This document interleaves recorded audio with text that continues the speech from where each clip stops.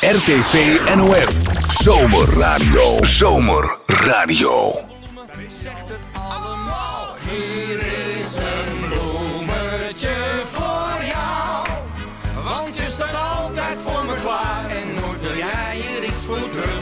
Hoeveel ik van je hou. Want dat zegt, ja dat zegt dit bloemetje. En daarom is dit bloemetje voor jou.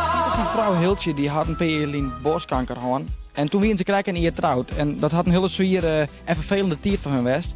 En buurvrouw Anja die had hun daar doorheen geholpen. Ja, En dan was er buurvrouw Anja een blomke aan. ja. Maar hast ook Pieter nou nog bij die steer? Pieter die is nou krijg achter de hoesgang. Oh, die is ook al Bij de achter de telefoon. hoes. Dus kist nog over probeer die te Wat bellen. zus om die hinnen? Waar bist u op dit moment? Nou, ik zocht Pieter nou van een paar meter van mij was. Die zocht me, maak achterder. Dan zei het er, wie ging gewoon achterder. We gaan achter hem Bel je op. net in zo'n? Nee, natuurlijk niet. We overvallen voor hem direct. Mag ik naar binnen? Ja, ik heb hem naar Gewoon je gang gaan. Wie zei je binnen even zien?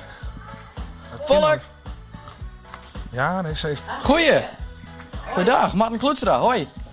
Waarvan het waar is Anja? Ik ben Anja. Jo bent buurvrouw Anja? Ik ben buurvrouw Anja, ja. Ik ga een blomke voor jou. Nou, dat vind ik super. Hartstikke. Waar denk je dat het van is? Nou, waar is dit van? Ik heb een beetje in de gaten gekregen, maar... Vertel.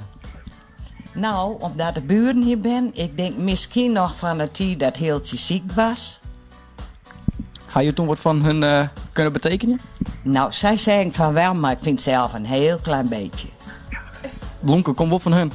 Nou, super. Hartstikke mooi. Ik jou om Jobie dissen. Oh, fantastisch. Hier komt van Pieter en Hiltje. Nou, bedankt hoor.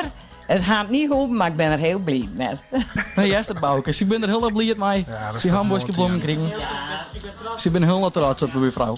Pieter is er bij op dit moment.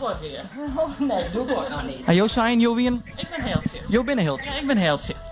Wat is het nou ik voor jou? Want Bouke die vreeg het krijg ik al om Pieter, om je man.